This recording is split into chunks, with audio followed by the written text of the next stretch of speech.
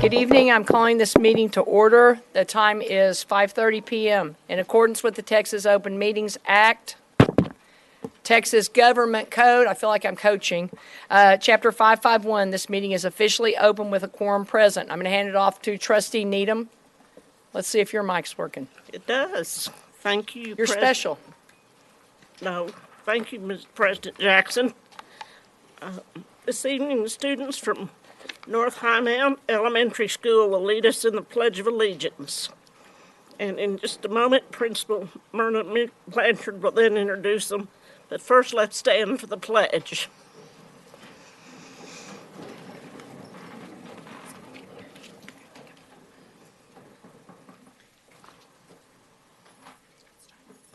Allegiance to the flag of the United States of America and to the republic for which it stands, one nation, under God, indivisible, with liberty and justice for all. Honor the Texas flag. I pledge allegiance to thee, Texas, one state under God, one indivisible.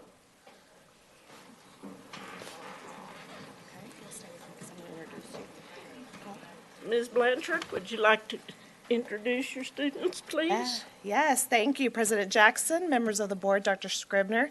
It is indeed an honor and privilege to be here today. Thank you for having us. We have 3 student leaders here representing our wonderful school. We have our Student Council President, Emily Mendoza. Hello. Her mom is also here in the audience, Ms. Diana Mendoza. We have our Vice President, Derek Canales, representing. Say hi. And we also have his mom, who's a teacher at North Highmount, Ms. Canales. And then we have our 5th grade class representative. We have Amberly Woodson, joined also by her mom, Amberly Woodson. And we just truly appreciate this time to represent North Highmount, but also want to thank all of our school board members for all of your continued hard work and all of the support that you provide to North Highmount, but to our whole district. So thank you, President Jackson, for having us. Would all the parents that are with North Highmount please stand too, and we'll give all of you a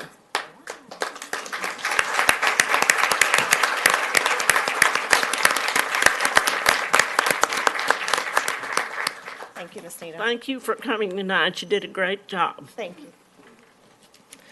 Thank you, Trustee Needham. And now Barbara Griffith from the Communications Department will begin with our many recognitions. President Jackson, members of the board, Dr. Scribner, our greeters this evening are from the Air Force JROTC unit at Western Hills High School, where Carrie Flores is the principal. Senior instructor is Colonel Rusk Molesky. Would you all stand?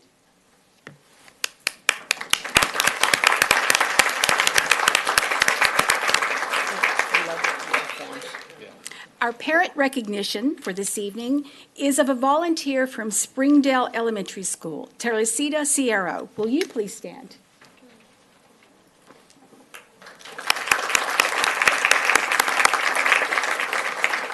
Teresita Sierra has been volunteering at Springdale Elementary for 15 years, and saying she does it all is still an understatement. Mrs. Sierra is on campus first thing in the morning and helps with the breakfast rush.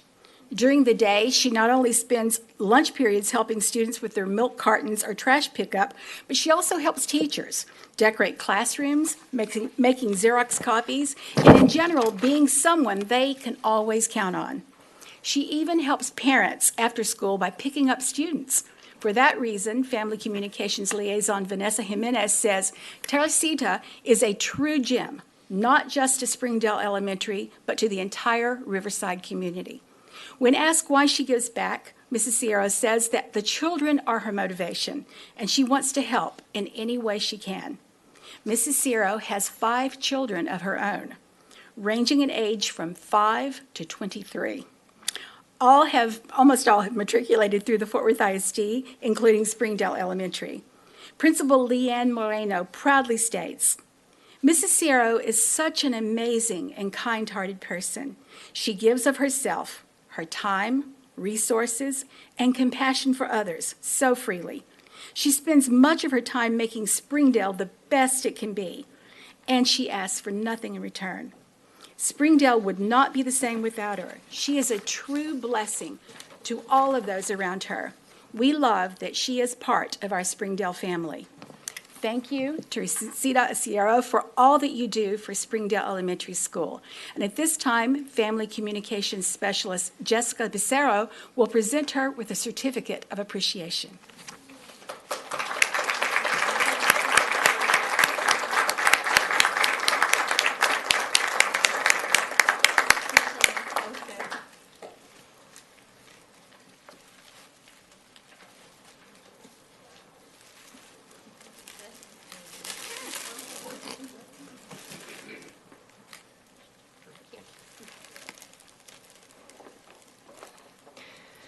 This concludes our scheduled recognitions. We'll take a very short recess so our guests may depart if they so choose.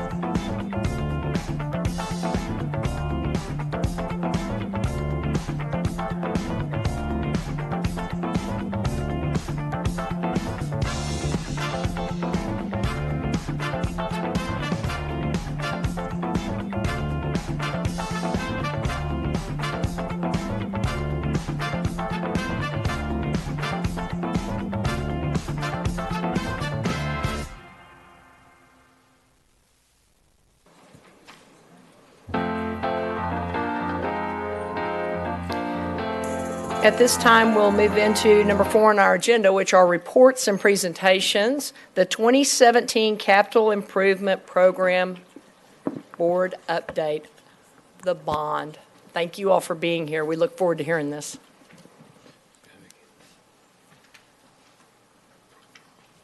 Dr. Scribner, would you like to say a few words? Sure. At this time, we'd like to turn it over to Chief of the Capital Improvement Program, Vicki Burris, who will take us through this update and presentation. Thank you, Dr. Scribner. President Jackson, members of the board, Dr. Scribner. This evening, we'd like to provide the board with an update on our 2017 Capital Improvement Program. If you recall, on November the 7th of 2017, our community approved the largest school bond in Tarrant County history.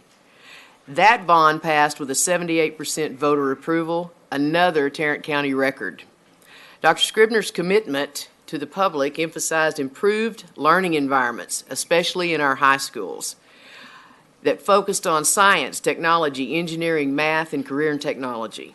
Our presentation will include some highlights of those projects, which include modernization to areas such as science labs, libraries, fine art spaces, and athletics.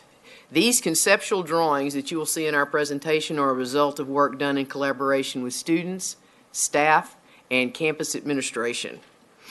Some of the work that we're the most proud of creates collaborative study spaces throughout the school, provides natural lighting and writable surfaces, as well as technology upgrades. The 2017 bond consists of 17 large projects that include expansive renovations and additions and 14 smaller projects that we refer to as Quick Start projects. Later on in the presentation, Barry Brock, our program director, will provide more detail as it relates to the procurement and construction schedules. At this time, I'd like to hand it off to Tara, Brian, and Gary so they can walk us through some of the projects. Good evening. My name is Tara Grenier. I am the design manager for Presidio, and our first project that we are going to be highlighting this evening would be the Dunbar High School. Dunbar High School will be going through an extensive renovation. We will be basically redesigning approximately 95% of that campus, so it will be extensively renovated. The other improvements that will be happening on this campus are significant HVAC and other infrastructure upgrades. This will also include an addition renovation project of the athletic building, which we will cover later on in our presentation. The site plan that you see on your right of the screen here is basically showing the realignment of the content areas as well as how we plan to integrate into the campus more of the CTE classes. The goal of this is to, as I mentioned, to realign the content areas, but also to help students get to their classes much more easily through the circulation pathways, not only classes, but also to the common area spaces. The next few slides highlight some of the campus enhancements to the Dunbar campus, but more importantly, provides overarching examples of how we are addressing all of the campus renovation projects in this bond program. Here we show the new point of entry for Dunbar High School. Up on the upper left, you'll see the existing front entry, and down below you'll see the proposed entryway. This will be a feature at all campuses where we will be looking to provide a new enhanced point of entry, very prominent in nature so that visitors can easily find their way to the front door. Much more collegiate in feel and allows for individual branding by campus, whether through signage and graphics, and then also provides a much more secured entryway for visitors approaching this so that they are more, so that they'll have a true check-in process to get onto the campus. The next shows the proposed cafeteria renovations. Again, this will be happening at all of our high school campuses that we are going to be renovating. The number one goal for this is to allow continued use of the cafeteria spaces beyond the typical dining period so that students and staff can use the space beyond the typical dining period. We want to integrate different seating options so that it's very similar to what you might find on a collegiate campus. So that provides students choice of how they would like to sit at campus, whether they want to sit at small groups, individual seating, booth seating, etc. We also will provide opportunities for plug-in of their smart devices for charging and also for areas if they prefer to study during their lunch hours.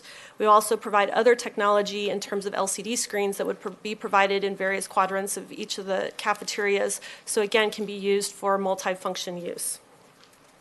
The other thing that we wanted to highlight there real quickly was just the integration of more color into the campuses. That was one of the things that we heard from the students as we did our design charrettes, that they wanted to see more colors and also ways to also brand their campus throughout with their mascots and logos, etc. The next slide shows how we are going to be addressing in some fashion the media centers on all campuses. The media centers will truly be transformed on each campus. The goal is to make these much more active and collaborative zones for learning, to provide students flexible options for seating, not only for project-based learning, collaboration, but for also individual study. There will be new conference/collaboration rooms that are used with lots of transparency to them, so lots of glass. There'll be writable surfaces and technology integrated in those.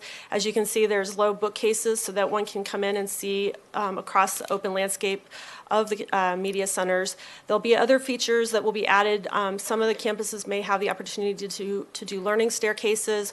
We will also be implementing broadcast rooms as well as technology bars for peer-to-peer help desk. And then last, one of the things we wanted to feature is we wanted to take a look at how the corridors are being used. Right now, they are a means of circulation, but how could we better enhance those and provide better opportunities for students to also collaborate and have zones that they can perch at or sit at during class exchange. So this actually shows where we would provide more of a zone for collaboration versus a perch or a bench, but it provides opportunities and pockets of the content areas where we can integrate potentially writable surfaces, various seating options, but it gives students a place that they can go outside of the classroom for enhanced learning.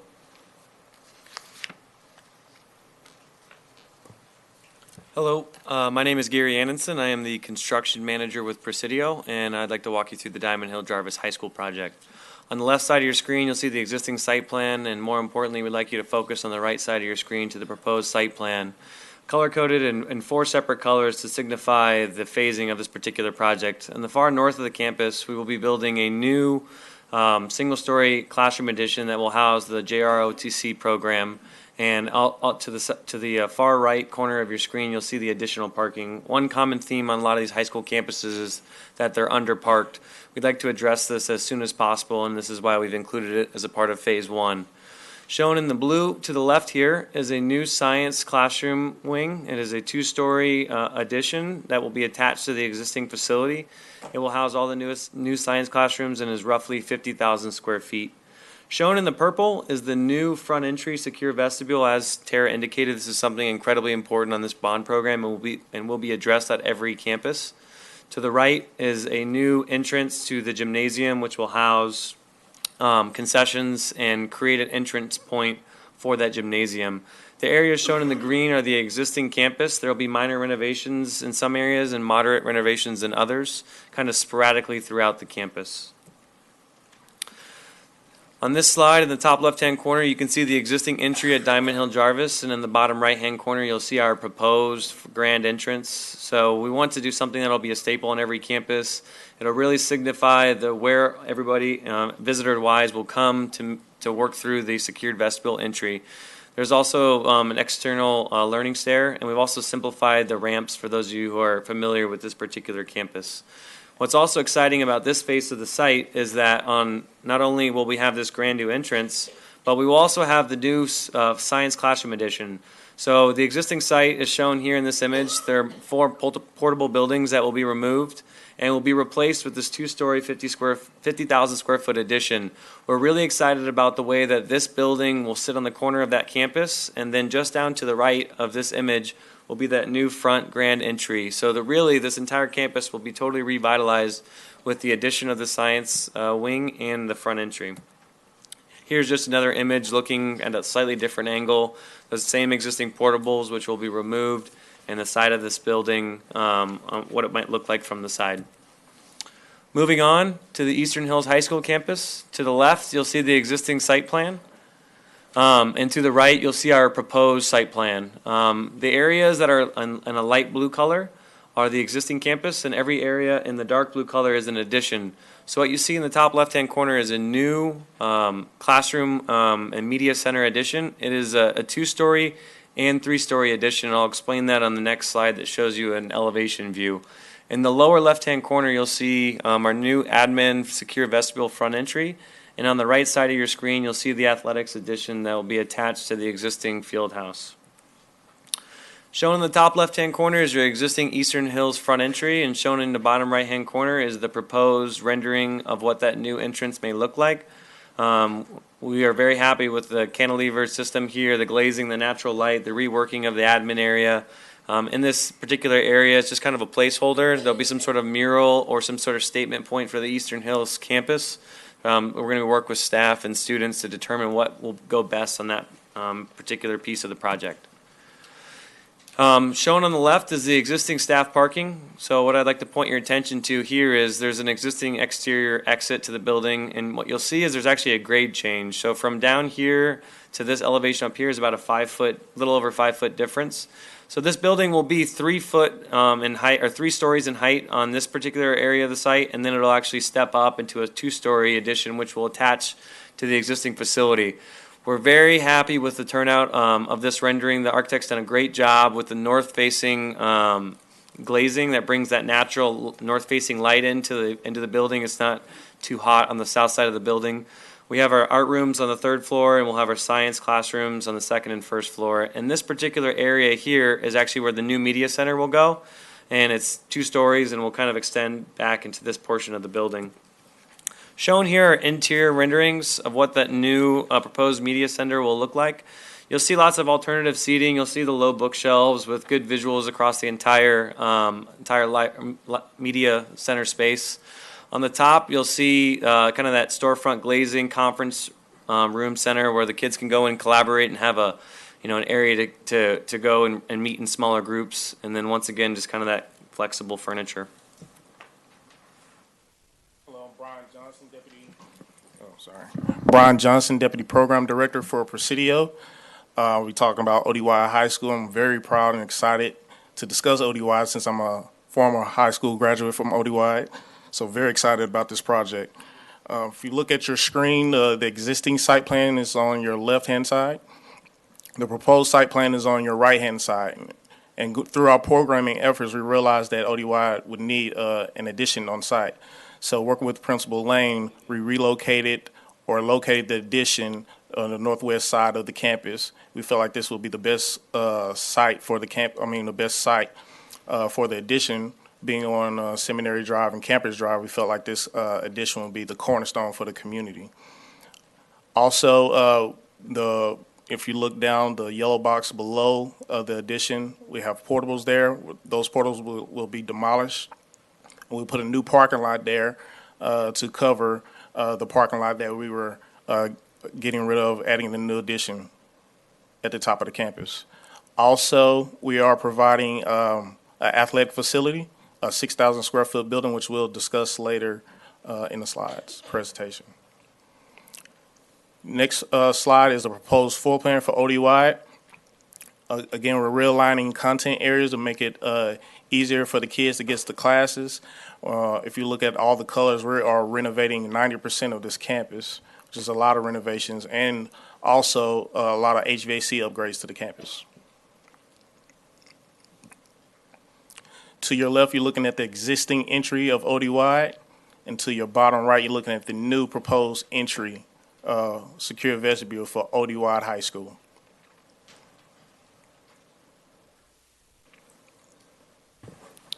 Next, Southwest High School. In the top left-hand corner, you'll see the existing front entrance, and in the lower right-hand corner, you'll see the proposed front entry. One thing the architect has done a great job on this project is integrating the school colors into the front entry. So you'll see the blue here and the red here on the structural steel. Just a great opportunity to develop a grand front entrance to this facility. One thing specific to this particular campus was trying to maintain the kind of look and feel of the existing facade of the building. So you'll see these openings that kind of you can peer through and see the existing facility. Although we are putting a lot of these new front secured vestibule entries to the front of these campuses, we also don't want to lose the integrity of the campus. So although there may be a modern front entry, we're going to try to maintain as much of the existing architecture in place where it makes sense.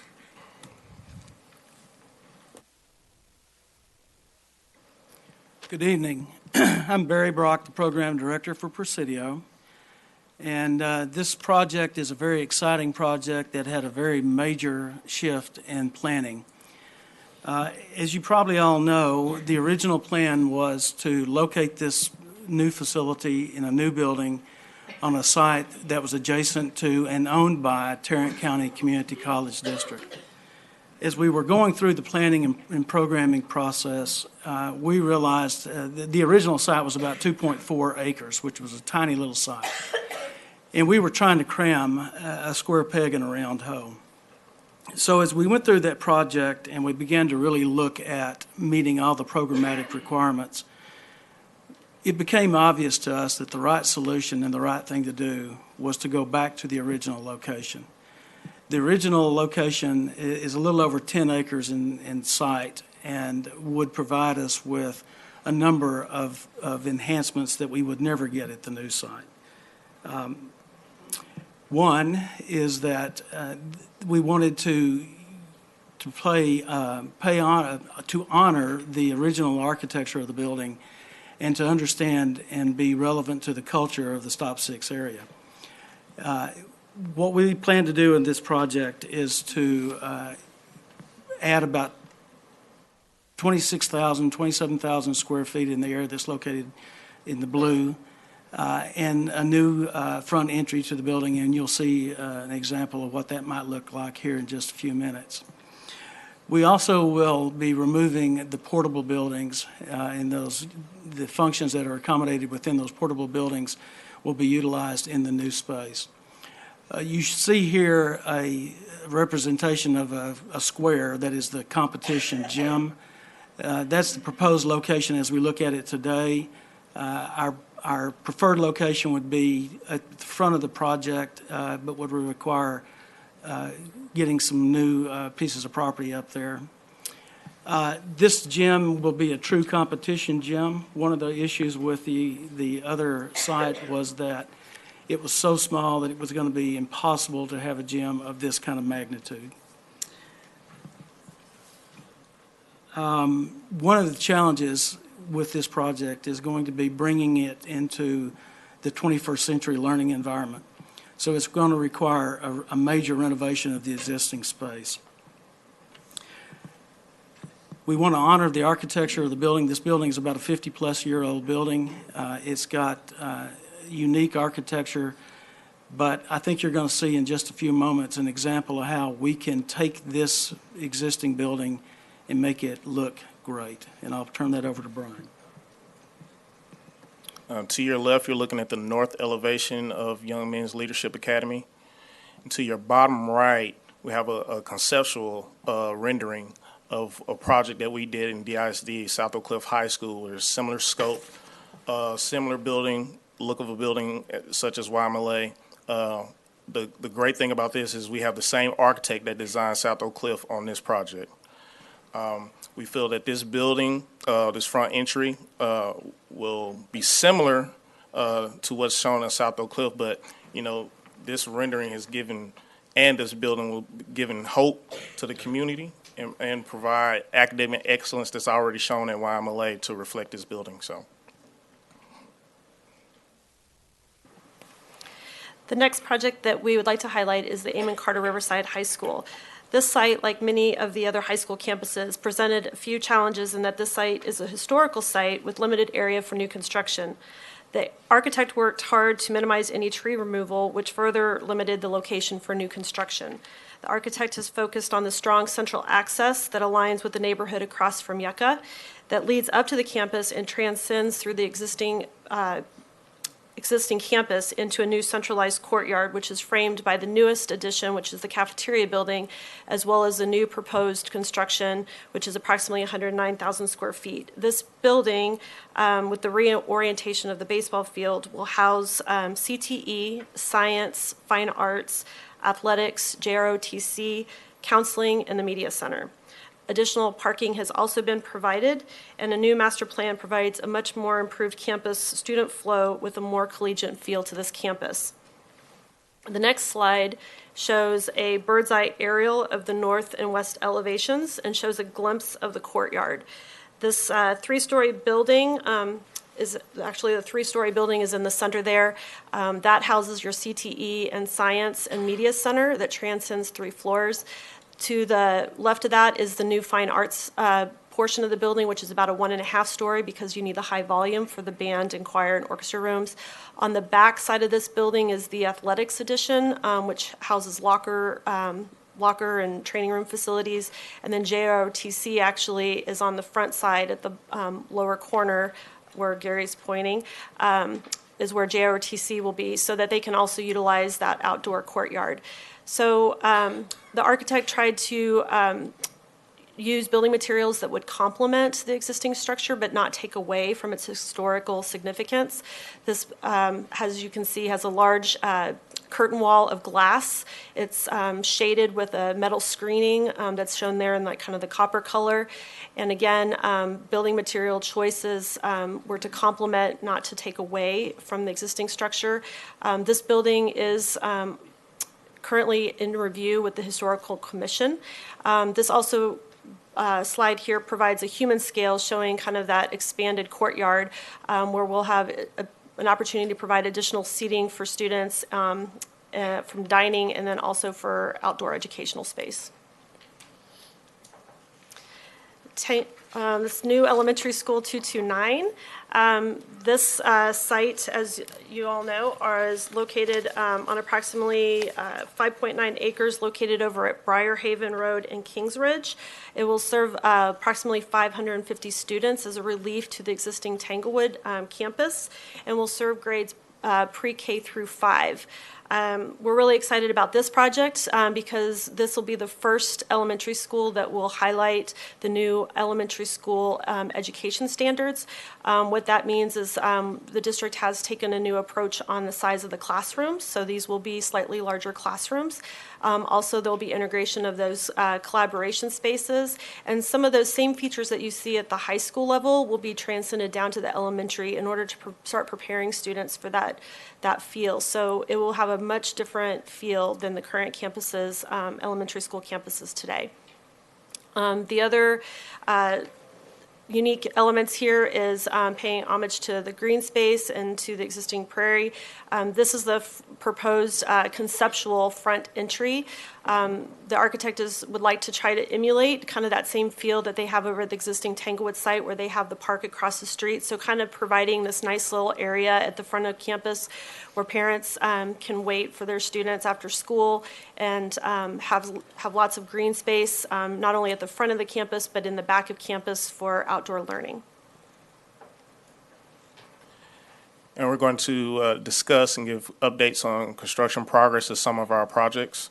You're looking at Waverly Park Elementary School. To your left is a new floor plan. The scope of work at this campus is to convert the existing cafeteria auditorium into a cafetorium for the campus. As you can see on your right-hand side, on the right side of the presentation, we are starting demolition. We've completed abatement already, and construction is underway.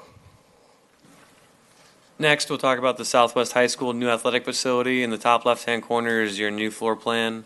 And these images to the right were just taken last week. You can see the progress of the contractor. They've mobilized. They've started the clearing and grubbing activities. Also shown in the photo, you can see the staking. The surveyors have been out there. They're prepping the foundations so that they can start the underground utility work. Benbrook Middle School, High School baseball, softball complex. To your left is a new site plan for the complex. To your right, we've started demolition. This project is heavily going on right now as far as removing dirt and demolition of existing light poles and utilities. We're going forward. Our expected completion date is January of 2020 for this project. O.D. White High School, the O.D. White High School athletic addition renovation. To your left is a rendering of the new weight room addition, 6,000 square foot addition. To your right, you'll see we started demolition. I've already completed abatement on this project, and we're starting to grade for the new proposed building. Next, we'll talk about the Dunbar High School athletics addition and renovation. To the left is a rendering of the new addition, similar scope of work, a 6,000 square foot addition and renovation of the existing space. All abatements and demolition in the interior of the existing space has been completed. And these are just some of the images showing, and we've just broke ground on the new facility just last week. We'd also like to just talk about the one completed project. We talked about it last time we were here, but the Pascal Athletics building, phases 3 and 4, the interior fit out of the field house was completed last year. On the left is just showing an exterior image of kind of the entrance, and on the right, it's a really cool image. This is the first home, the girls' home volleyball game. And you can see by the number of attendees in the stands, it was a great turnout and overall a great facility. Good evening. My name is Marisol Gomez, and I am the Presidio Historical and Underutilized Business Coordinator. As most of us are aware, our Fort Worth ISD goal for hub utilization is 25%. Presidio is putting all efforts not only to meet this goal, but to exceed it by making our goal 45%. Our vendors are aware of this percentage, especially now that our larger construction manager at-risk projects are out on the streets. We have continued to present quarterly to our Citizens Oversight Committee, and we are very happy to announce that at our last 2 COC meetings, we have presented a percentage over 50% to our COC, which in the design phase, meaning that it mostly includes our architects and professional services, which, as most of us are aware, it's usually very challenging at those service to meet that high of a percentage in hub commitment. So as we have more general contractors coming in with their commitments, we are looking forward to seeing those hub percentages increase. I also want to highlight that it's very amazing to see that out of our 10 quick starts with awarded general contractors, 5 of those GCs are hub, meaning that we have a 50% participation with 40 of them being hub prime contractors.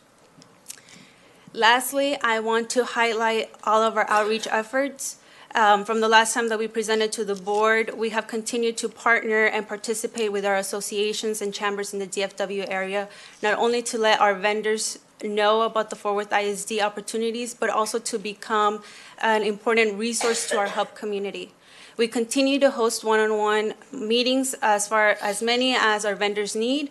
We host a workshop every first Thursday of every month, and we are very excited to see our numbers grow every single month. Our past two workshops are March and April. We have hosted over 40 attendees, including vendors that are doing business with Fort Worth ISD, as well as new vendors who are looking into how to do business with the district. We are also very excited to be planning our second bond bid preview that is coming up April 25th. We will be having our owners' representatives, our architects, our awarded general contractors all in the same room. So we are very excited to see a high attendance, and we look forward to updating all of you how our event turns out at our next COC meeting. Thank you. Just a few quick stats on the program. To date, all the projects are in design. Some the Quick Start projects are completed in design, and the others are in the process of DDCDs. 11 of the contracts have been issued to date. We have 8 contracts in process, 5 of which will be on the agenda tonight. There are 6 projects yet to be advertised, 4 of which will be advertised in the next 45 days. 5 projects are in construction, and 1 project is completed. I'd also like to take a minute, if I could, to talk a little bit about an action item that's on your agenda this evening, and that's for the distribution of escalation funds from the escalation budget. As you're aware, the original needs assessment identified about $1.6 billion worth of needs, and with the passing of a $750 million bond program, there were holes within the scope. So over the last year, we have worked with the administration and the campus stakeholders to determine exactly what the needs are and the appropriate scope for the individual campuses. And through this process, we've identified the opportunities for us to utilize these escalation funds to assure that we will have good equity across all the campuses, from the first projects that start to the final projects at the end of the program. All the while keeping in mind that our task was to bring these schools into a 21st century learning environment.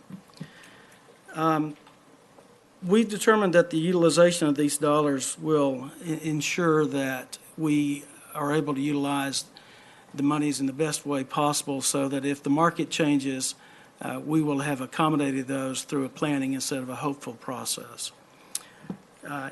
By utilizing these dollars and by escalating our schedule for the bond, we hope to be able to shorten this 6-year bond program into something nearing 4 years. So what that effectively does is it provides us with the opportunity to beat the market if the market changes. So hopefully you'll see that this evening and give us permission to go forward with the utilization of those funds. Thank you very much. Any questions, comments? Trustee Christine Moss. Thank you, President Jackson. Yes, I have a comment, several. I think you're really doing a great job with the bond program and getting the schools renovated, and I think we're on target. I have a question about the schools. Once we renovate the schools, will there be any funds for the marquees? Because we'll have new schools, and some of the marquees are torn and worn and rusty and need replacing. So will we be looking at any of the marquees? May I get back to you on that? Because yes. we do need to discuss that, because that's something that we've also noticed, and we've noticed that it hasn't been done in previous bond programs. It's not our decision to make, but we sure do need to look at it. Oh, I know I got the idea from listening to you. No, I was just kidding, but I did mention.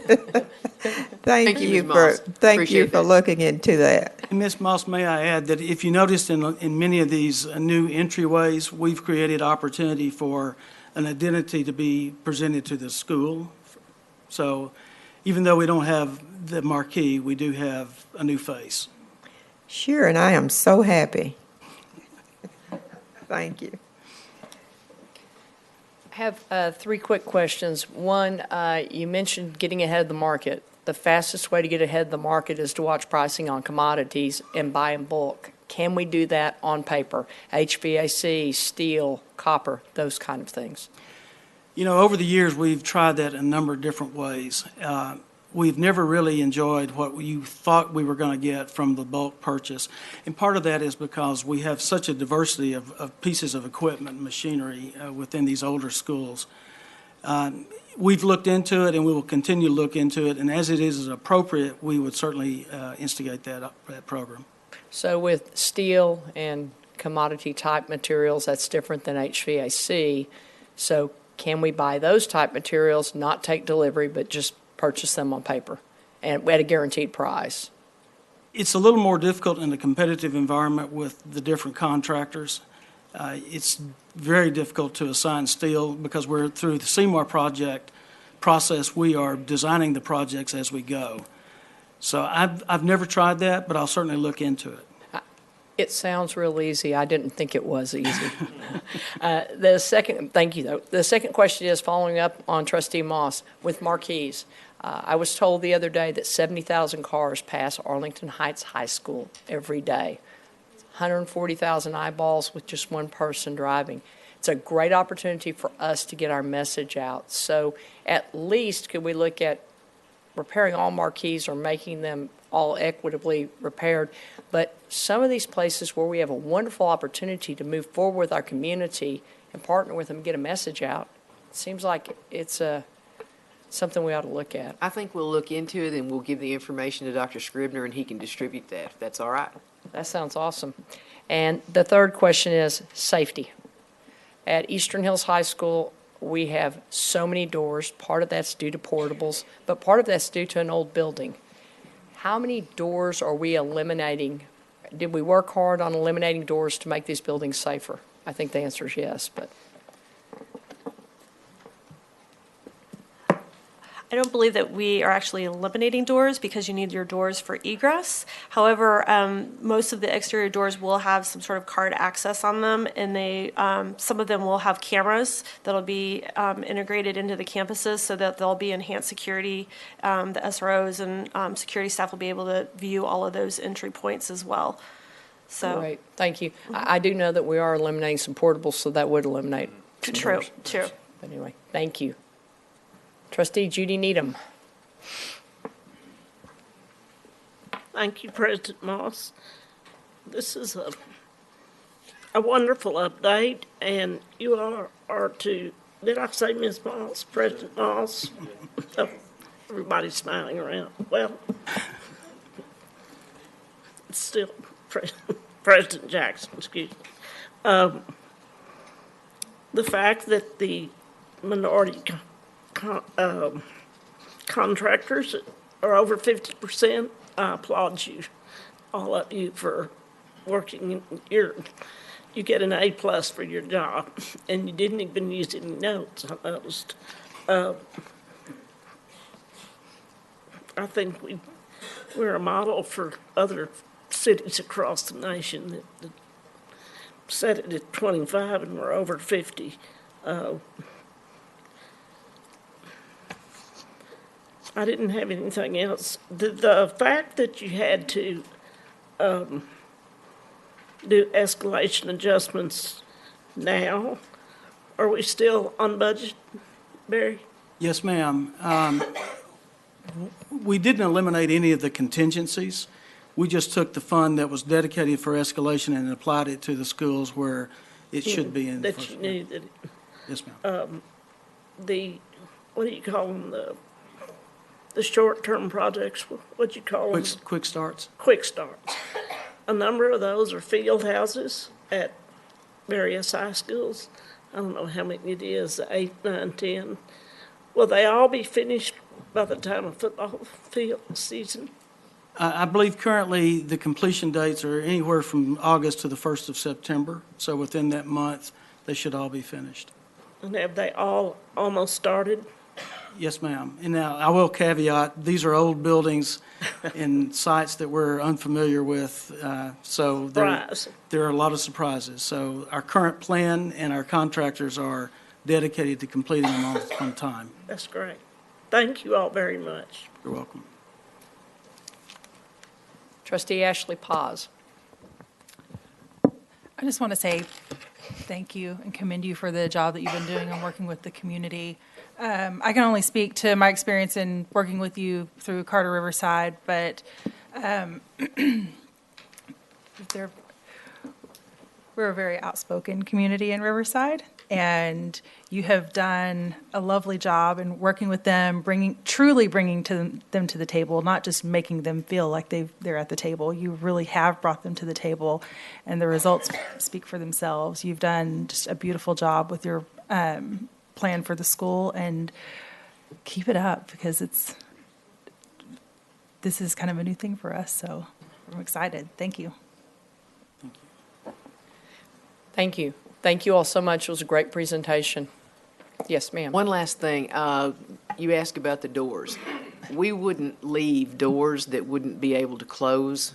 You know, we're putting the new card readers on them and everything. If a door was in need of repair, no matter where it was on the campus, we would fix those. No, I understand that. I'm just concerned about egress, ingress, and Not when we can eliminating any, eliminate but and make we'll schools make sure safer. they all work. Yeah. Thank you. I know they'll all work. Thank you. At this time, we'll hear public comment. Please let me remind you that because of restrictions of the Texas Open Meetings Act, board members may not engage in a verbal exchange about a subject that has not been posted. We will listen and we will take notes, but the board is prohibited from responding to any inquiries made during a board meeting on any topic that is not posted on this agenda. However, the board may reply with 1, a statement of specific factual information given in response to the inquiry, 2, recitation of existing policy in response to the inquiry, or 3, direct the person to visit with staff about the issue. While this board listens to concerns of general nature and issues of common and individual concern, the board will not hear complaints about specific individual employees or public officers during the public comment session. Speakers, please refrain from mentioning names during the public comment session. Speakers shall refrain from mentioning the names of individual employees or public officers during your comments. Any employee, parent, or other member of the public is asked to comply with the appropriate grievance policy to have a complaint heard pursuant to the applicable board policy. In accordance with board policy BED local, speakers shall have a 3-minute time limit. We ask that you please observe this rule. Furthermore, a speaker may not relinquish his or her time to another speaker. Delegations of 5 or more shall appoint one person to present their views before the board with the time not to exceed 5 minutes. Our first speaker is Lindsay Singleton, and our second is Jason Amon. Our first speaker is Jason Amon.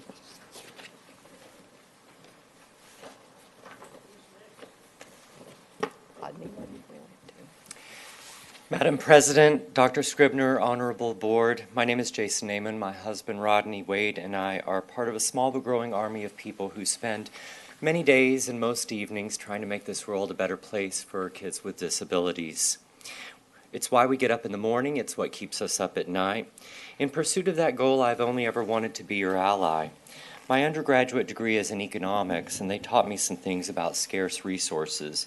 That degree, by the way, did nothing to prepare me for the Byzantine way that Texas funds public education.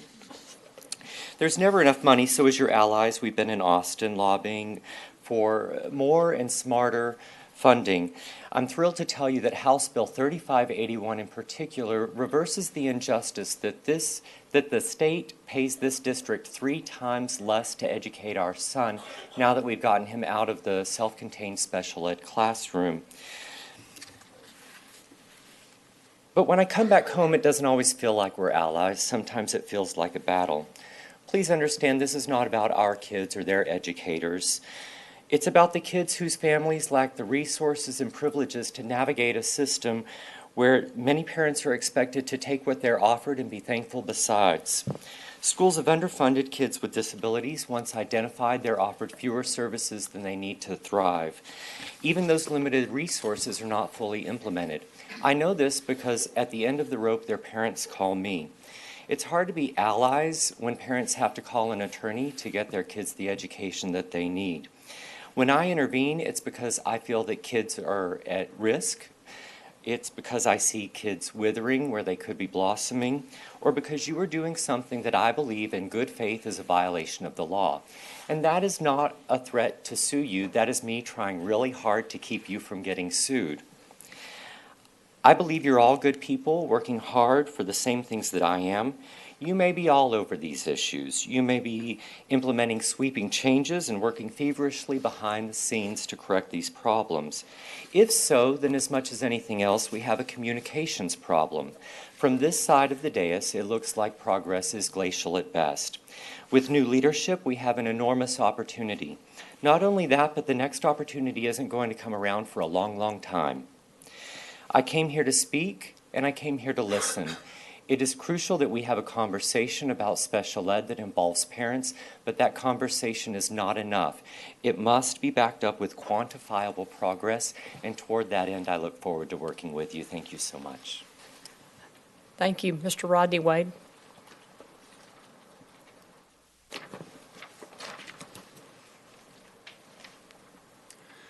Good evening. Thank you, President Jackson, members of the board, Superintendent Scribner. My name is Rodney Wade. I'm a parent of 2 children who attend Daggett Elementary School.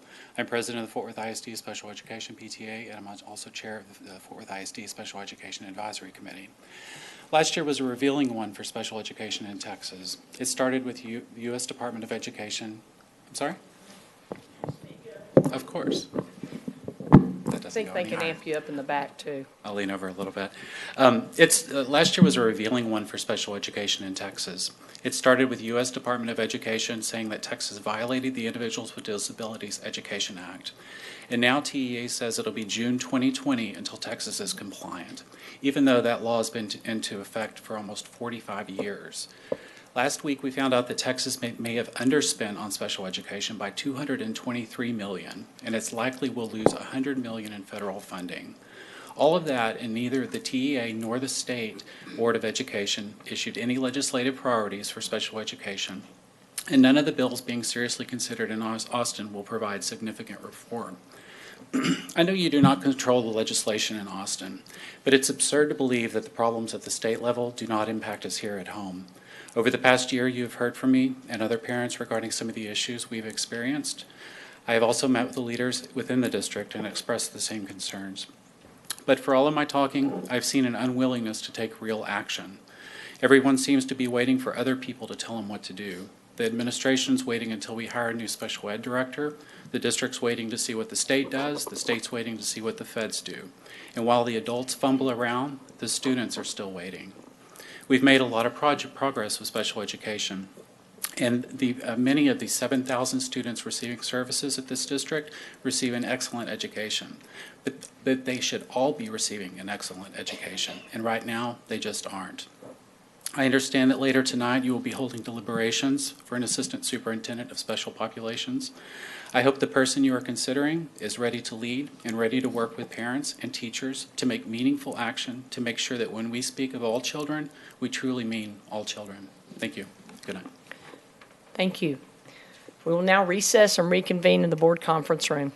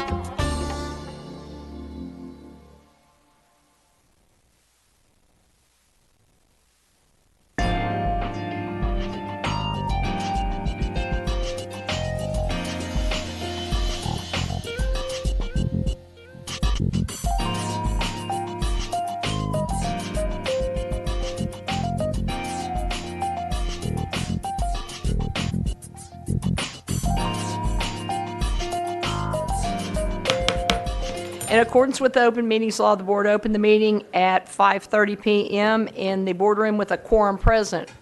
We recessed open session in the boardroom and are now reconvened at 6:30 PM in open session in the board conference room. As board president, I am making the following statement in accordance with board policy BBFA local. This is a reminder to all board members of the legal conflict of interest requirements and disclosure requirements you may have for matters under consideration on this agenda for this meeting. If required by law, board members shall recuse themselves from all discussion and shall abstain from voting on any matter pertaining to such a disclosure. Are there any questions on consent agenda items this evening?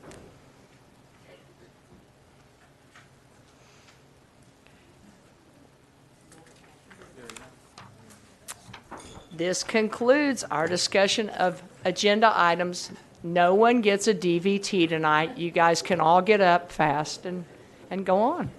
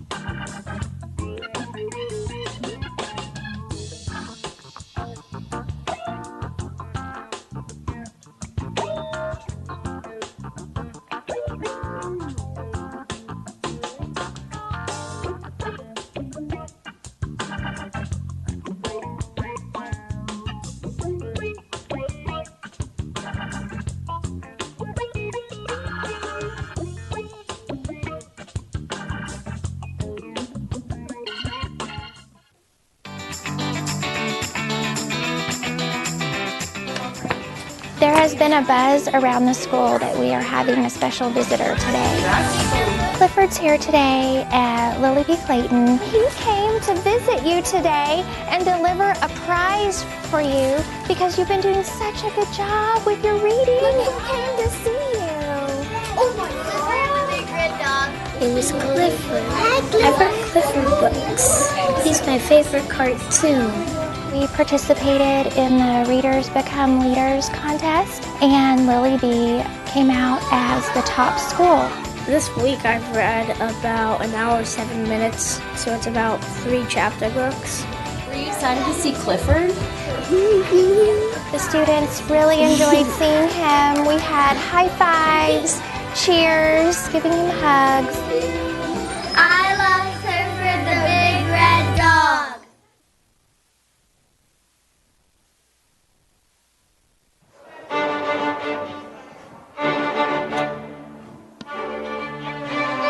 Welcome each of you this evening to the 2019 Fort Worth ISD Campus Teacher of the Year recognition reception. We're here to celebrate excellence in 133 different classrooms. Fort Worth ISD is fortunate to have teachers of your caliber in our classrooms. We have 5,600 teachers, and you have been identified as our top teachers to our students.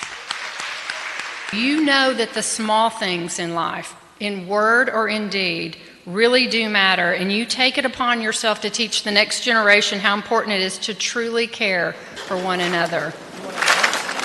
Now for a little door prize fun.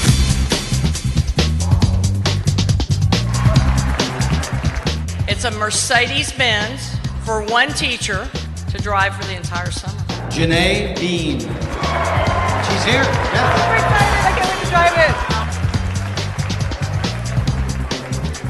At this time, President Jackson will now announce the 5 finalists for the Fort Worth ISD Elementary Teacher of the Year. Susan Afflerbach, Western Hills Primary.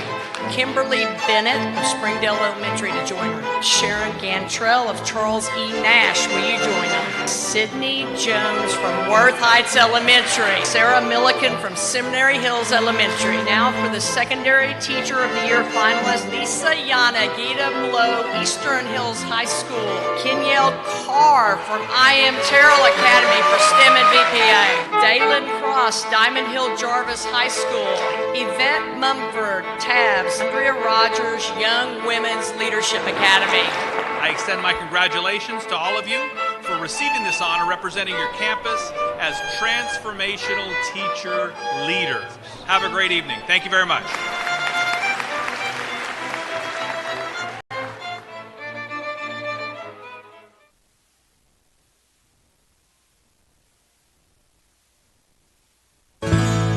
I hope that our district can be one of the leaders, not only in the state, but in the country. I think a lot of the conversations that we've had in the past, we danced around the issue. And now it's here. Fort Worth is walking the walk now. It's not just talk.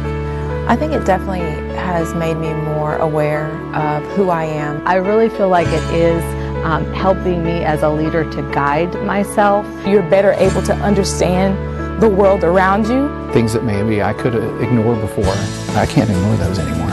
You need to recognize race and what role that race plays in whatever, if you're teaching or you're the principal of a school. We have to look at our systems and say, what role does race play in why we establish whatever we're doing in that manner? It's an important issue that our superintendent has led the charge. Just like support must precede accountability, courageous conversations must precede courageous leadership. I feel like we can start something here with our student body. And it doesn't just stop right here in the campuses. It is lifelong, it is lasting. It's why it's important that we concentrate on this work. The leadership is there. We have an entire division dedicated to not only excellence in education, but the equity in bringing that excellence out in our schools and teachers. Change is constant, and if you're uncomfortable with it, you might be the issue. If you're not on board, then this isn't the place for you. Equity, not equality, is what we're discussing. That we're mindful that we now know the difference and we know how to define race, ethnicity, culture. That is what we're fighting for and really advocating for every day, is that equity is a part of every department in this district, that it becomes the culture we live in. Everyone delivering instruction to all students. I hope that all of our students feel valued. In a perfect world, racial equity looks like the fabric of society. Racial equity in my mind would be that we no longer have to have this conversation. It wouldn't even be an issue. We wouldn't have to talk about it. It would just be.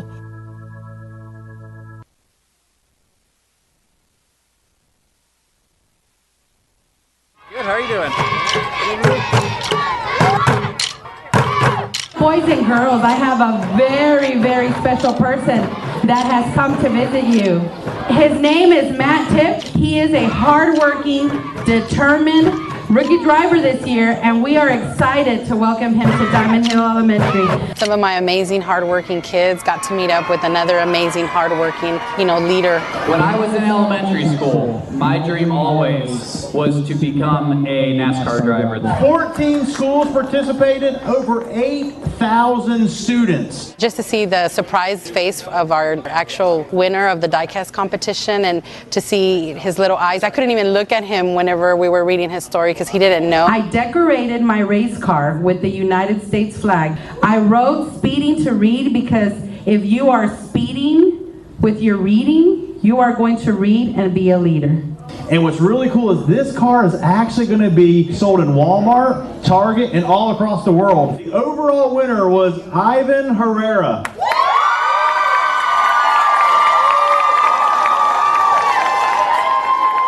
He's a smart kid, you could tell, and I'm excited for him and his family. That's a really big honor. I've been thinking, which decision should I be choosing, the Texas flag or the United States flag?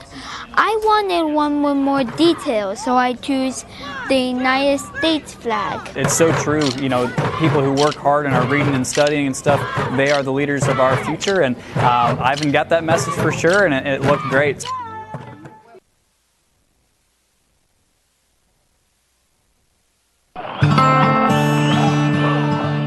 Fort Worth, where the West begins, was established as an Army outpost in 1849 on the banks of the Trinity River. Now, 170 years later, it's the starting point for our Texas Frontier Force staff ride to two other Texas forts that played a significant role in the exploration and expansion of the American West. Welcome to Fort Concho. Every building that you see here today is actually an original building. This is a one-of-a-kind, unique place, and it honestly is the most well-preserved fort you will ever see. Cadets gained greater understanding of how military forts and camps played a part in settling and establishing our country. All of the limestone walls, they're 2 foot thick. At any given day, Fort Concho would have 450 to 500 soldiers. We want to help young people come to understand the military experience in the West here. Also want to focus on the Buffalo Soldiers, the 9th and 10th Cavalry, and their contribution to the military history of this country. The nickname Buffalo Soldier was bestowed on the troops by the Native Americans as a testament to their valor in battle. Fort Concho had several of these. The Gatling gun, the Mountain Howitzer, and that big cannon guy is actually called the 3-inch ordnance rifle. So this is a wonderful, well-rounded collection, Smithsonian quality that Fort Concho now has in its possession. Same thing with uniforms. You have different models and styles of uniforms. 51 greatcoat, 61 greatcoat, 84 greatcoat. I'm really fascinated by how well preserved this place is. These two buildings here were built by stonemasons out of Fredericksburg. The military said that took way too long and it cost way too much money. So we're going to train some soldiers to do that.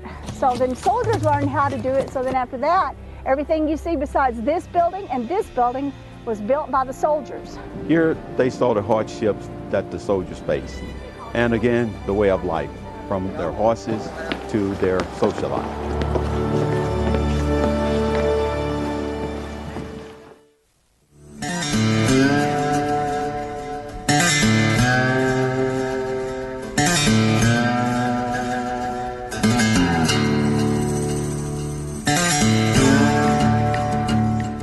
Welcome to Fort Davis. Western frontier forts, especially in the Southwest, never had that palisade. There's no need for them because, one, the openness was your defense system, right? You're fighting against Native Americans, especially here in the Southwest. It's primarily against Apache Indians. Troops deployed here provided protection for overland immigrant travel and merchant caravans, performed scientific surveys and served as a deterrent to the tragic struggle of proud and independent people fighting to retain their culture and lifestyle. If you don't know your history, you could end up making the same mistakes that someone else made. The barracks that you're standing in here are of the 10th U.S. Cavalry Troop H. Okay, so this is an all-African American regiment known as the Buffalo Soldier. I understood how the soldiers lived back then, how hard it was, and it made me realize that I'm so grateful to be living in this time. Now what we're going to do, look out big girl, kind of show you what it would have been like to be a cavalry soldier. First thing a cavalry soldier would do, he would have to groom his mount. I think this is an outstanding exposure for them. They get to see history living. It's not just words on a sheet in a textbook, but it's history brought to life. Everything that you see on this saddle is basically what the man, the soldier, and the horse is going to need for 2 or 3 days in the field.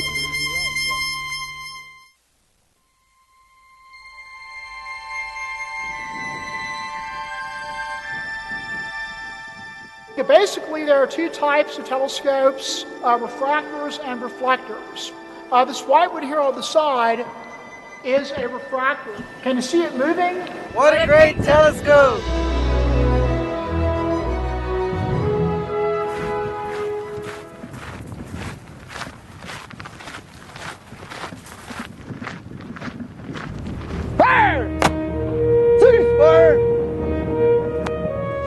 What we're doing here these couple of days, being on the ground of history that was made and created here, is something that they will remember for the rest of their lives. To see the cadets, very shy, unsure of themselves, do research before they come here with all the other communities, and have them stand up firmly and talk about Texas history with confidence and with poise. If you look at a historical map, one thing that you don't take into consideration is the purpose of the map. Was kind of their coming out experiences as assertive leaders of the future. I'm interested in seeing how the physical landscape affects history, but also how we learn about history. This hike is pretty interesting. It's a bit bumpy. I thought it was going to be different, but it's turning out to be pretty cool. All three groups coming together, National Park Service, university students, high school students, college professors, collaborating, gives us a greater understanding of our past, leading us into the future.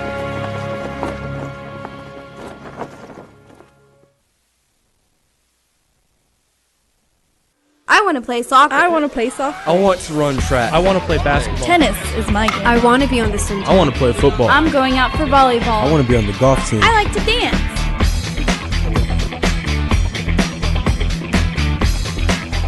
Who should get a physical? Any student participating in sports, band, cheerleading, or dance that is required to have a physical from the UIL should come receive a physical. What will be provided?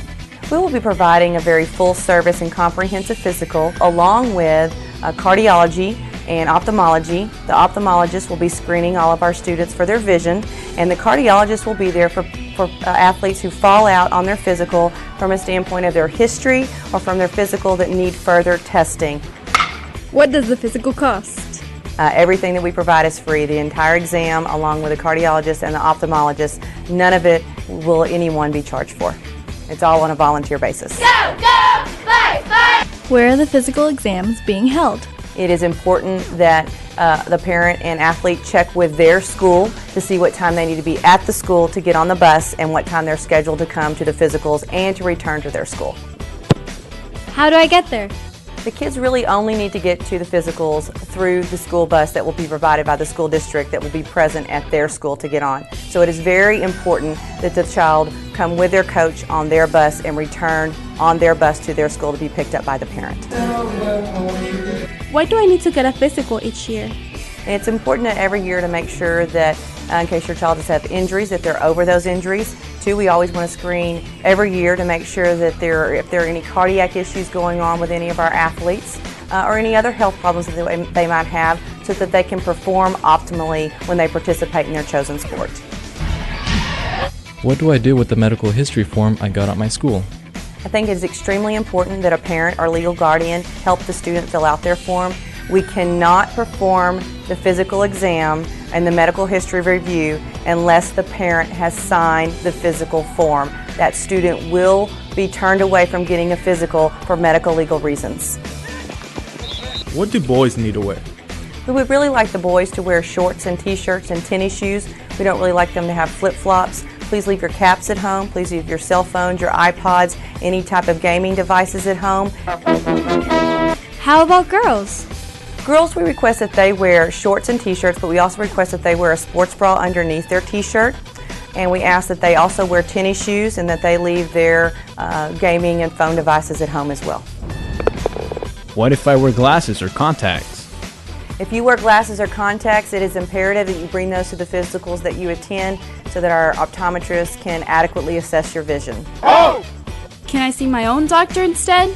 If you have a primary care physician, whether it be a family physician or pediatrician, that you have seen your entire life, that physician knows you the best, and they're going to provide the best physical for you. However, if you do not have your own physician or you haven't seen a physician in 2 to 3 years, this is probably a very good physical for you.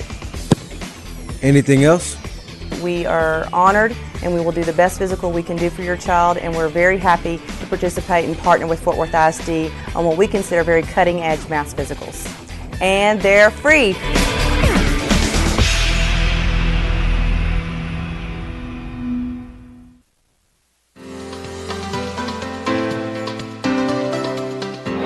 I participated in the VitalLink program as an incoming 7th grader, and I pursued the program because I really wanted to gain experience in going to a company and learning what the working world is like. Welcome to the real estate department here at EECU. Getting out of the classroom into a business or organization who's a community partner with our district and getting to teach in that environment. It is a great experience. Well, it first caught my eye because I saw that it could be on my college resume. I just want to be active in the summer, so they said it was free and you can just go to the school. At first I was like, I don't want to go back to school. Like, I want to be on summer break, but they're talking about going to Bass Hall. And I want to perform on the stage, and Bass Hall would help me because there's many people that I could talk to. We find that VitalLink is a crucial part of that education process, and we love being a part of it. We hope the students get out of it as much as we do. We love having them here and getting to see what we do on a day-to-day basis. Kids are the future. And so it's always very important to work with kids and to help them learn what it is to be a part of the community. I always enjoyed my education, and I believe that I should continue it. And I feel like even though it might be summer, I should at least keep on learning. I first applied because I was looking for something to do during the summertime that was engaging and fun, and I fell in love with the program the first year and keep going back. It's fun, it's very educational, and you can learn more than you thought you could. We're so excited to have you here today. And now here at Lockheed Martin, I am on the planning team and helping bring VitalLink students to our company to learn about aerospace and engineering and math and science and technology. It's always on. There's no flashing lights. There's no radiation. It's so important for companies and organizations and students and parents, everybody to be a part of this. It's education at its best.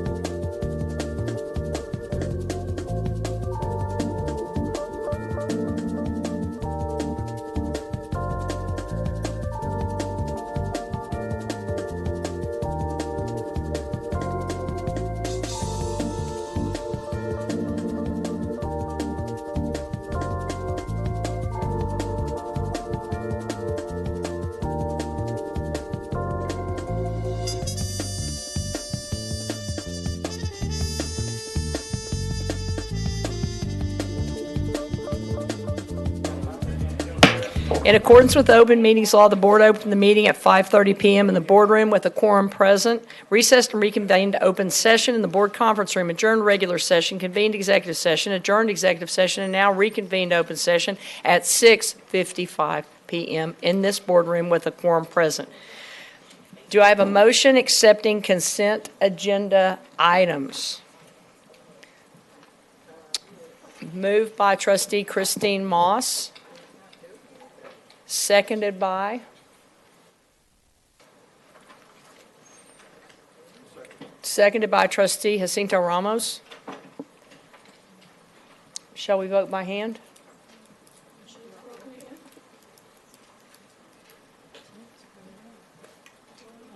We've moved on consent. We have a motion by Trustee Moss, a second by Trustee Ramos. The screen is not working.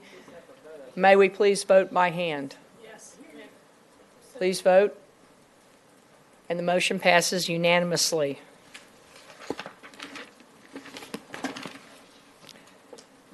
We've moved to 13B, personnel.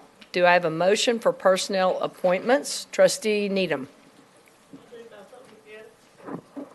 We are still inoperable. We'll be moving by hand. Can I move both appointments at the same time? Okay.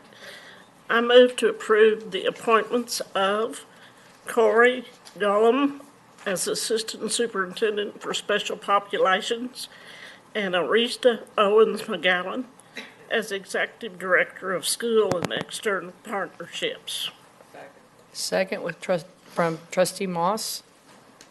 Discussion, Dr. Scribner? Sure. Thank you very much. Should we vote on it, or do you want a discussion prior? We'll finish the vote, but I thought you might want to. No, I'll introduce it. Pending board approval. Okay. All right. We have a motion and a second. Trustee Needham with a motion. Trustee Moss with a second. Please vote.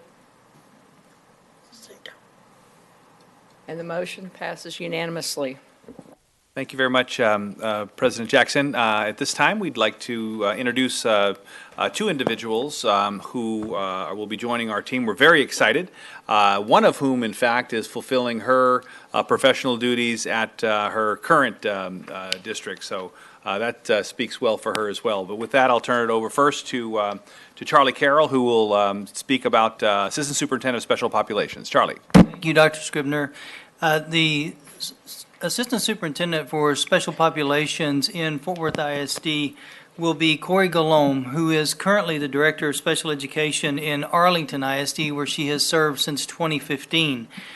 She has also worked in Dallas ISD from 1984 to 2015. She has a long, distinguished career working in urban districts with diverse populations. And we are delighted that she will be joining the Fort Worth ISD Academics Division family.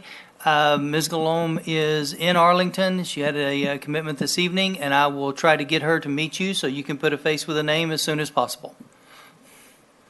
Thank you. And the second recommendation that was just approved, the Executive Director for School and External Partnerships. Good evening, Dr. Scribner, President Jackson, members of the board, and Fort Worth community. It is my pleasure to introduce Mrs. Arista McGowan. Mrs. McGowan will serve as the Executive Director of School and External Partnerships. She will help advance the work related to the System of Great Schools initiatives. Mrs. McGowan comes to us with 20 years of successful school experience. She has served as a teacher, a science teacher, and an associate principal in Duncanville ISD. She has also served as an elementary and high school principal in DeSoto ISD. Mrs. McGowan is a proud alumni of Dunbar High School and spent her entire pre-K to 12th academic career in Fort Worth ISD schools. She is joined tonight by her husband, Carrick McGowan, a school administrator in Everman, and their two sons, Kendall and Carry-On, who one of them is looking forward to going to sleep because he has STAR test tomorrow. But please help me welcome Mr. Arista McGowan.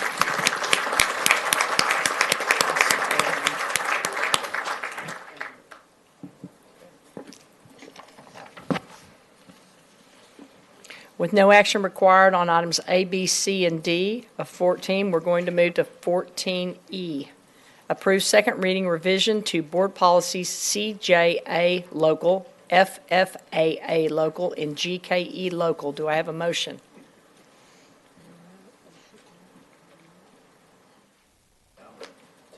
Moved by Trustee Robbins, seconded by Trustee Needham. Any Discussion? Seeing and hearing none, please move to voting by hand. And the motion passes unanimously. 14F, approve the budget amendment transferring funds to school construction projects from escalation for the 2017 capital improvement program. Do I have a motion? Moved by trustee Luebanos, seconded by trustee Sutherland. Please move to voting by hand.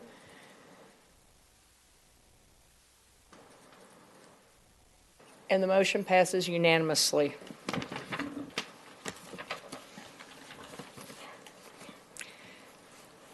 At this time, we will move on to G, which is to consider the level. I'm sorry, we did F.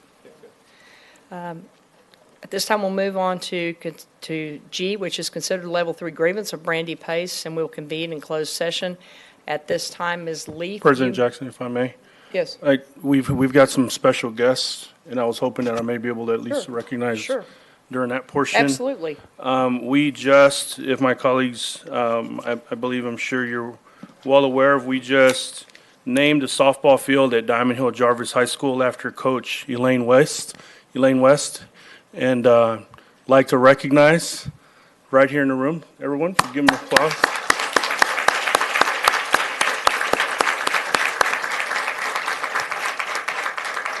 We thank you for sticking it out with us. It's been a fairly efficient meeting.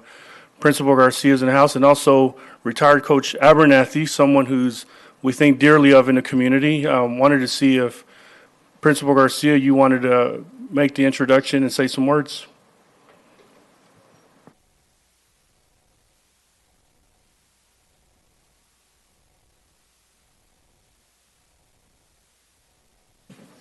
Thank you, Mr. Ramos. Board President Jackson, Mr. Scribner, Dr. Scribner. Elaine West is the one that started softball at Diamond Hill. She's been there for 29 years. So she retired 2 years ago, my first year there at Diamond Hill. So this is a great honor to have the field named after her. And if she has her parents here too, and some friends, if you want to introduce them. This is my mom, Grandpa Boswell.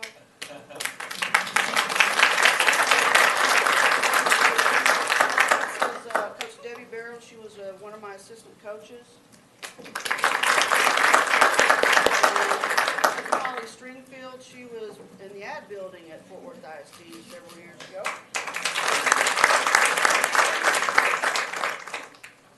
My work husband, Coach Rob Abernathy. Most important people right here. That's right. Lady Eagles of Diamond Hill Jarvis High School.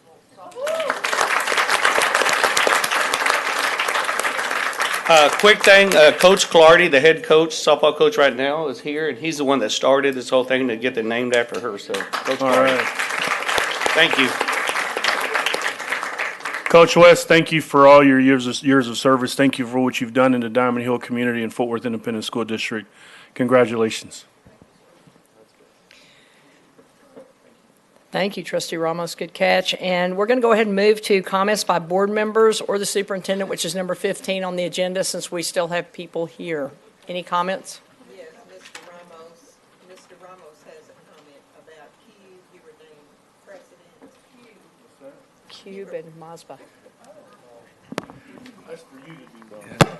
I was just congratulating him. Come on, yes, Christian. I'd be happy to point that out. We're very excited that Fort Worth ISD Trustee Ramos has recently been elected not only to the president's role for the MASBA, Mexican American School Board Association, but recently in Philadelphia at the National Association of School Boards, he was recognized and elected as the president of CUBE, which is the Council of Urban Boards of Education, all the large urban districts across the nation. So we're very proud to have that leadership here in our district.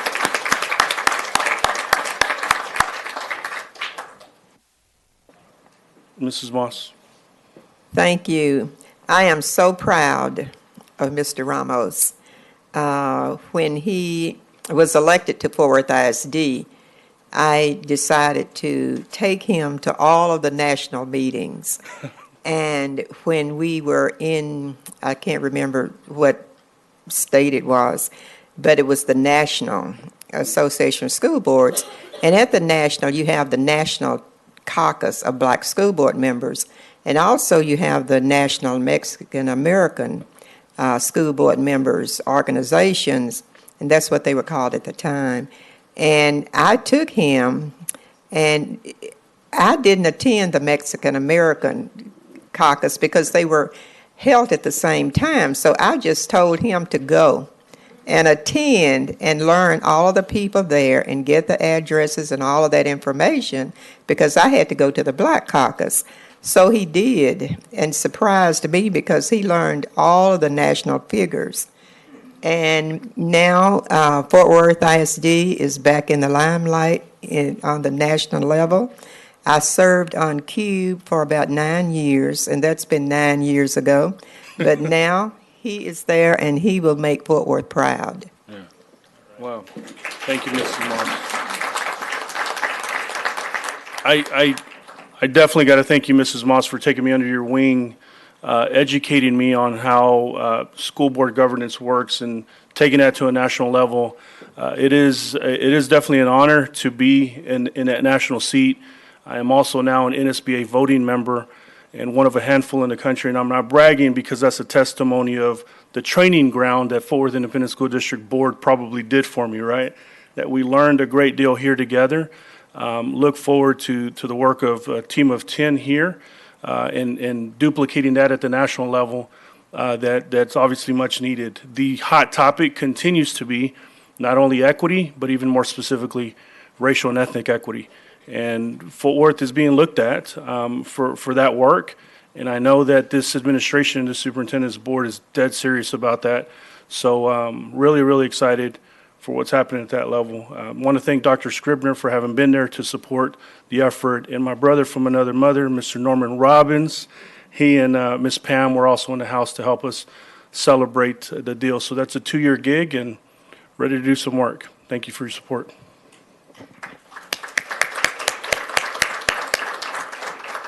Congratulations, Mr. Ramos. And at this time, we are going to move backwards to 14G. And Ms. Leaf, you may approach the podium to give public comment regarding action item G.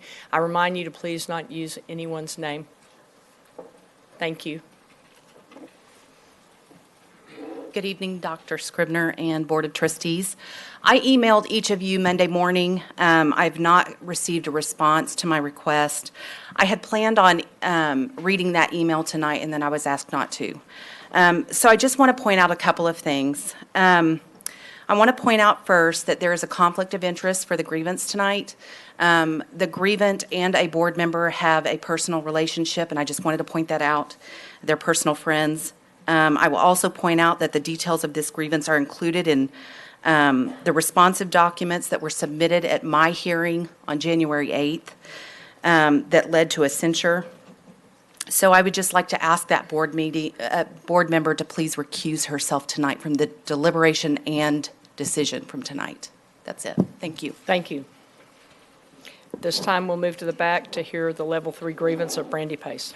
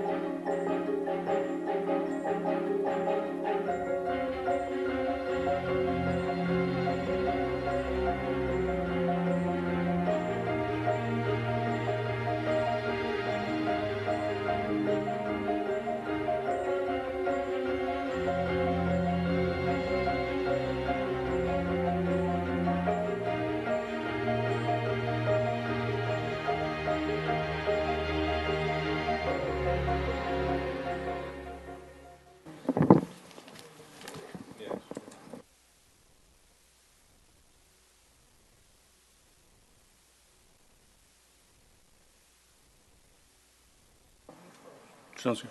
Okay. We're now convened in open session to consider and take action on the Level 3 grievance of Brandy Pace. The time is 8:03 p.m. We're going to lead off with Trustee Cinto Ramos. Okay. Thank you, President Jackson. This is the kind of day that I'm happy that we have a protocol in place district-wide. Our Courageous Conversations has given us the protocol with the language and a common vocabulary to be able to have a conversation on how to do this work. And I want to begin with thanking Mrs. Pace for the courage that you've displayed, the unfortunate emotional intelligence you've had to display to feel heard as one person of color. And all the conditions ring through my mind right now. In condition 3 being that of multiple perspectives and monitoring our parameters.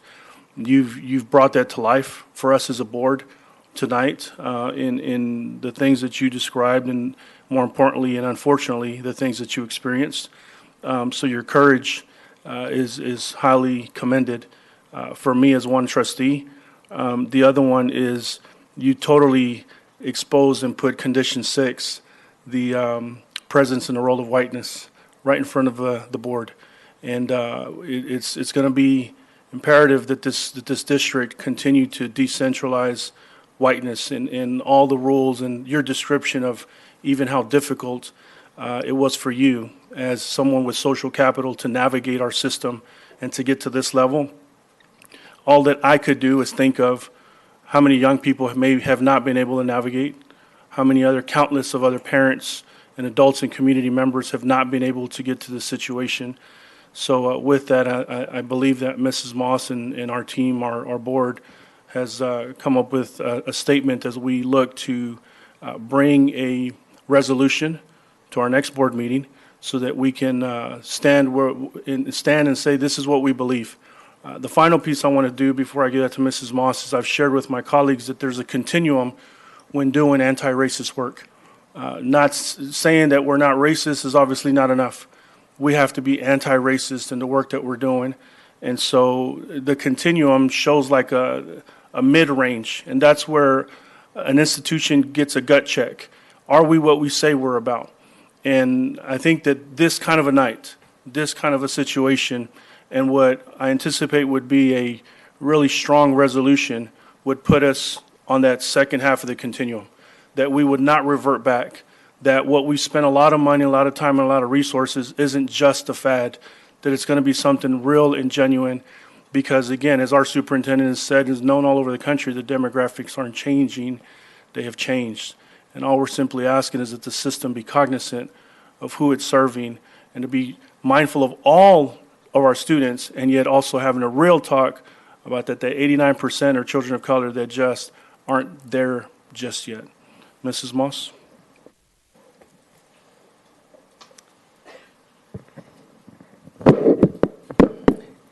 Thank you, Mr. Ramos. Fort Worth ISD, like many urban public school districts, is an institution that was not designed to elevate the voices of parents of color. As the leaders of this organization, today it is our responsibility to address structures within this system that support the marginalization of any parent or student. Any attempt by anyone working within our district to silence, retaliate against, or delegitimize the experience of parents and community members who are engaged in racial equity conversations should be addressed as seriously as any other form of harassment. Thank you, Trustee Moss. Do I have a motion to approve the resolution language for our next meeting? Moved by Trustee Jacinto Ramos, seconded by Trustee Luebanos. Any discussion? Seeing and hearing none, we'll have a resolution for the next meeting. Please move to voting.